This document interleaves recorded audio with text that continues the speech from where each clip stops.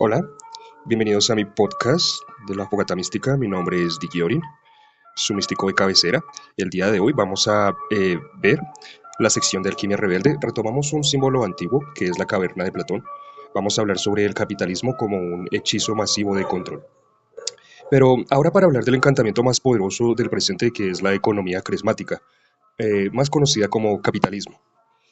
Bueno, para empezar, vamos a hablar de la posición que toma el místico normalmente cuando se hablan de estos aspectos que acongojan al colectivo. Normalmente el misticismo en Occidente desde los últimos años ha tenido una fuerza que únicamente se involucra con el individuo, únicamente habla sobre la perspectiva de cómo el individuo puede crecer con respecto a los males que acongojan el mundo. Sin embargo, eh, para poder para poder tener una visión más clara acerca de la filosofía mística, es necesario, como en esta sección que se llama Alquimia Rebelde, dar un paso más allá, poder ver cómo la problemática acongoja a las demás personas para que cuando el místico pueda favorecerse con el conocimiento que normalmente adopta y va cosechando con el estudio místico, ya después de esto, cómo puede pues ayudar a los otros, ya que pues no todo el mundo tiene este mismo, esta misma facilidad de entendimiento sobre ciertas energías o ciertas formas de percepción de realidad. El día de hoy vamos a hablar sobre algo que acongoja a la sociedad, que es las formas que tienen de esclavo a la sociedad, la mayoría de la sociedad en Occidente. Platón nos dijo que el ser humano vive encadenado a una pared, viendo solo sombras. Esas sombras son su realidad. Aunque detrás hay una fuente de luz que desconoce, solo saliendo de esta caverna y rompiendo las cadenas, cruzando el umbral de la costumbre, se puede acceder a dichas verdades. Hoy, en esta caverna, no solamente vamos a utilizar esto como tema filosófico, sino como una construcción en el campo energético, en la parte de la simbología, una forma de encantamiento colectivo sostenido por lo que podríamos llamar un egregor moderno, o un hechizo moderno. Esto es una entidad, ya lo habíamos hablado anteriormente, sobre los egregores, es una entidad psíquica colectiva creada por millones de actos de pensamiento, emoción o repetición, por un colectivo, no necesariamente millones, pero pues sí un colectivo. Entre más gente piensa en esta idea o en algo que quiere que pase, pues más rápido esto va a pasar. ¿Sí? Este egregor es el sistema económico, el cual actualmente se le conoce como el capitalismo. Sin embargo, hay que hablar sobre la palabra economía. Aristóteles diferenciaba entre economía y cresmática. Economía es el arte de administrar los bienes del hogar para el bienestar común. La cresmática, por otro lado, es la acumulación de la riqueza por la riqueza misma que favorece al individuo. ¿Y qué cree? El día de hoy nosotros nos encontramos con la cresmática, no con la economía, lo que abunda como medio para poder obtener el objeto. No es necesario ya hacer un esfuerzo para tener el objeto, sino es el objeto por el objeto mismo. ¿Sí? Y no está mal, digamos, que tú pongas a trabajar en un bien tuyo como una propiedad o el dinero para ganar más dinero, pero es necesario saber que sobre el arte de la carismática, bueno, si le podemos llamar arte, que es la acumulación de la riqueza por la riqueza misma, partimos de un mundo el cual es finito, no es infinito. Llega un punto donde los recursos se agotan y al agotarse pues sucede algo que se llama romper la escalera. Vamos a tocar este tema un poco más profundo. Entonces vamos a hablar sobre este egregor, que es el sistema económico capitalista, una entidad psíquica construida y alimentada deliberadamente por ciertas élites que gobiernan el mundo moderno actual. No es una construcción espontánea, ni una consecuencia inevitable del progreso humano. Es un diseño, una arquitectura que ha sido creada para favorecer a pocos a costa de muchos. Esto se alimenta no solo de la ignorancia, se sostiene también a través de la manipulación cultural, de las imposiciones ideológicas, de ingeniería social, una ingeniería mental que trabaja sobre lo social, utilizando el primer principio hermético del principio de mentalismo. Se refuerza en cada escuela para competir, en cada noticiero que informa para resignar a la persona, en cada app que mide la productividad, en cada deuda que obliga al ser humano a callar.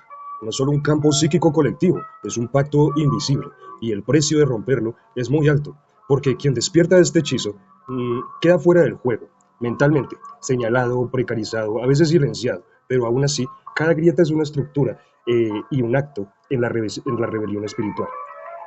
Bueno, hoy esta caverna no es solamente una alegoría ajena o una alegoría lejana, tiene una forma de un sistema y este hechizo que mantiene vivo la forma actual en la que gobiernan unas personas sobre otras ya ha sido también estudiada.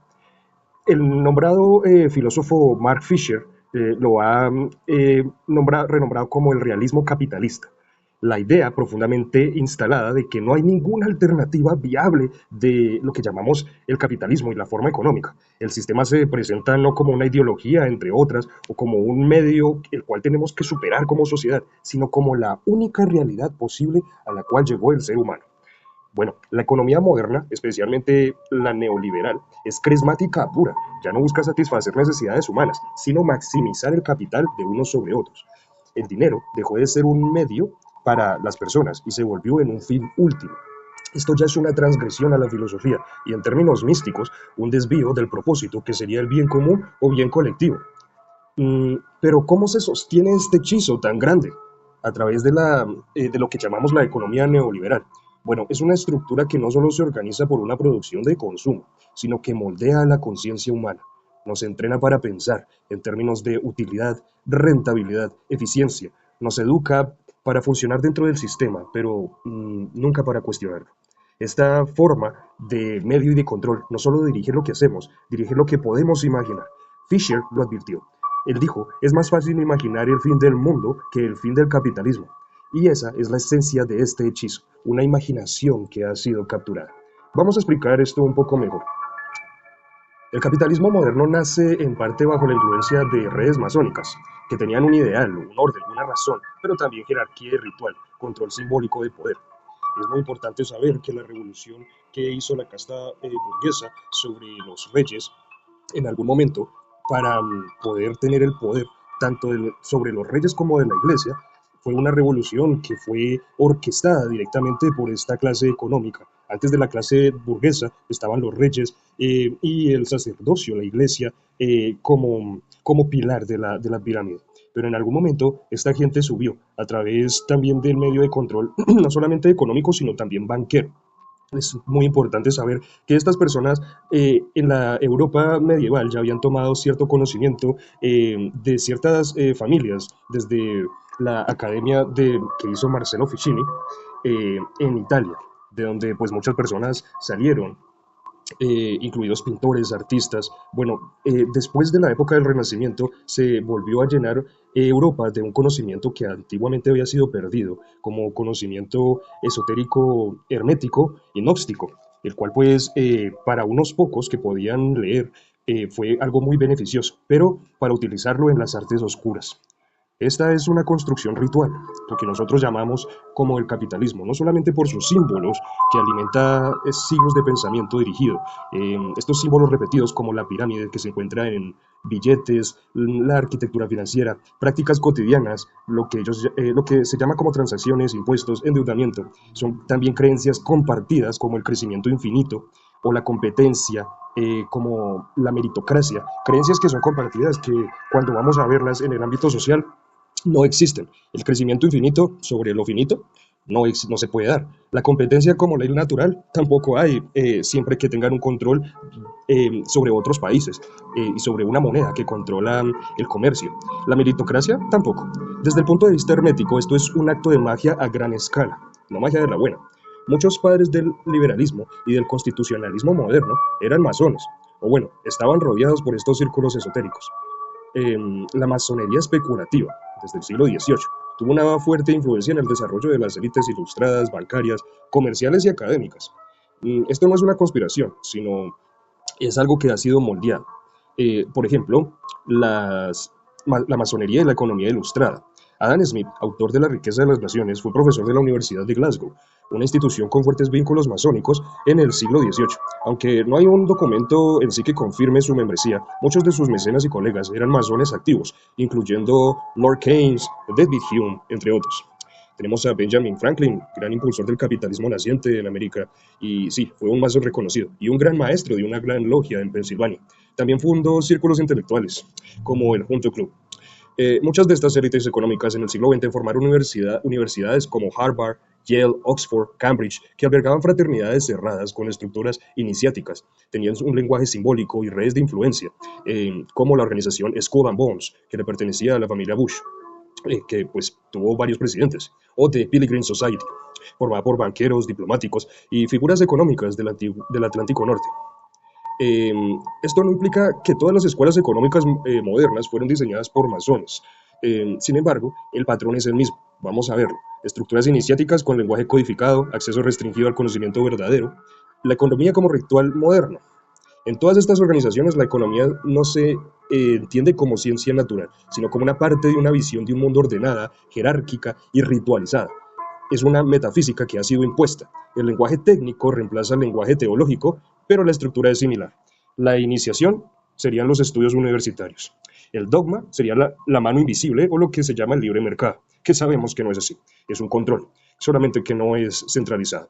Tenemos el sacerdocio, que en este caso serían los economistas, banqueros centrales, tecnócratas, etc. Y sus templos, como Wall Street, Davos, el FMI, entre otros. El punto es claro, no es coincidencia que la economía haya sido impulsada por ciertas élites que se han formado en ciertos espacios esotéricos. El capitalismo global no nació solo de ecuaciones, sino de una visión de un mundo ritualista y elitista más que todo, donde no todo el mundo podía ganar. Aquí es donde entra la propuesta mística de las escuelas herméticas, gnósticas, neoplatónicas, pero en el aspecto moderno. Siempre se ha dicho que la realidad visible es una ilusión, un velo. Bueno, el hermetismo enseña que lo que tomamos por real es el reflejo de lo oculto. El gnosticismo habla de un demiurgo, un creador ignorante que construye un mundo falso para mantener a las almas dormidas. Bueno, acá vemos cómo podemos hablar sobre un condicionamiento o lo que llamaríamos en el misticismo un hechizo a gran escala. El mercado es un egregor moderno que le sirve a unos pocos, un poder que organiza el mundo a su imagen, pero cuya luz es un reflejo y cuya verdad es apariencia. El capitalismo es la nueva caverna de Platón, con sus propias sombras marcadas como créditos, rutinas, marcas, etc. No solo existe una cadena física que son las condiciones materiales que a veces no nos dejan movernos de donde estamos, sino también nuestra clase social, también las cadenas son mentales, como en esta ocasión. Creemos que somos libres porque podemos elegir entre los productos que compramos, pero no podemos elegir salir del sistema. Bueno, no sin perderlo todo. Esa es la cárcel más sofisticada. El misticismo nos recuerda algo muy esencial, que el despertar es posible, que el movimiento mental fuera del condicionamiento, una vez que te das cuenta de el gran error, es algo natural, que empieza a reconocerse en las sombras, como la luz en las sombras, de que el orden establecido no es algo natural, no es algo que se dio natural en el ser humano, que la vida puede vivirse desde otras formas y otro centro. Uno que no mide el valor del dinero, sino en presencia, que no mide el tiempo en la productividad, sino en el ritmo, que no mide al ser por lo que tiene, sino mide al ser por lo que es. Es muy importante saber que han existido muchos hechizos, muchas formas de control. Sin embargo, esta forma de control actual es algo que hay que denunciar desde el punto de vista de las academias y no solo desde las escuelas místicas, sino desde cualquier aspecto social. Normalmente el místico se encarga es del camino individual, el camino del mago. Bueno, este es el camino del guerrero, el camino en el cual hay que tomar una posición, ya que si en algún momento el místico puede salir de la caverna, se dará fácilmente cuenta que hay otros que por más de que quieran salir, algunos no pueden. Y es pues claramente por situaciones materiales que van más allá del mentalismo, ¿sí? Es muy importante desarrollar entonces una visión un poco más social. Preguntarán algunos, bueno, ¿por qué criticas entonces a esta forma económica actual y no otras formas de control que han existido? Bueno, porque actualmente en Occidente y a nivel mundial el control que nosotros tenemos solamente se debe a una moneda. El hechizo ha sido a gran escala que el 80% del mundo, 90% del mundo y de los países les gobierna esta forma económica, por lo cual pues claramente es de la que hay que hablar, ya que es la que se representa como el mal que es el imperio. Así que pues bueno, es muy importante hablar de esto. Este capítulo no es solamente una denuncia, es también una invitación a ver el capitalismo no como un destino, sino como un hechizo, del cual primero hay que salir mentalmente y después desplazarse hacia lo físico. Y aunque en la mayoría de los casos la lucha contra el sistema es individual, no hay que desconocer la realidad y la necesidad de los otros, para así tenerlo en cuenta en lo que es esta lucha del bien y del mal. La del bien colectivo es muy importante, porque una vez que ya tú estés bien, la tarea es ayudar al otro o a denunciar para hacer ver la precariedad con la que el otro vive, para que así se haga un despertar colectivo y así pueda darse más tarde que temprano lo que es la revolución o la evolución a mejores planos de existencia. Hay que romper este hechizo, hay que romper estas cadenas y toca empezar por la parte mental, pero ya después de la parte mental hay que desplazarse al espectro material. Bueno, esto ha sido el capítulo de hoy. Espero que les haya gustado en la sección de Alquimia Rebelde. Mi nombre es Digiorin. Dale like si te gustó, que tengan un muy buen día.